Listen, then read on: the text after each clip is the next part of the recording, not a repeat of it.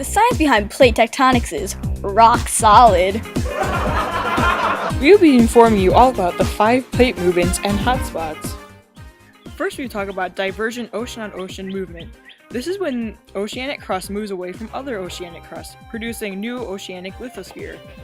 One place with this type of movement is the Mid-Atlantic Ridge. Next is divergent continental on continental movement. This is very similar to ocean on ocean, except this time it's continental crust, pulling away from other continental crust. This creates a rift valley. Places with this type of movement are the Rhine Valley and the Great Rift Valley. Next, we'll move on to convergent plate movements. The first type of convergent plate movement is ocean on continental. This is when continental and ocean crusts push against each other. The denser oceanic crust is forced under the lighter continental crust and sinks into the mantle, where it eventually melts. A place that has this movement is the Andes Mountains. Why are mountain climbers so curious? They always want to take another peek. The last convergent plate movement is continental on continental. This, like the first convergent movement, has continental crust pushing against other continental crust. The consequence of this is the formation of mountains.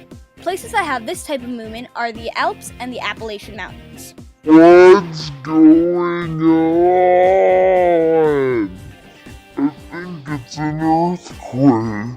What causes those? Transform boundaries can cause earthquakes. At transform boundaries, crust grinds past other crusts without destroying the lithosphere. This is also known as a strike-slip fault. One place that has a transform boundary is the San Andreas Fault. Hey Jessie, what did one plate say to the other when they bumped into each other? I don't know what. I'm sorry, my fault! So, our last stop for today is hotspots. Hotspots are bubbles of magma inside the upper mantle that feed volcanoes. One example of this is Kilauea in Hawaii. You know, there was a vote to replace the continental drift theory. Yeah? Plate tectonics won by a landslide.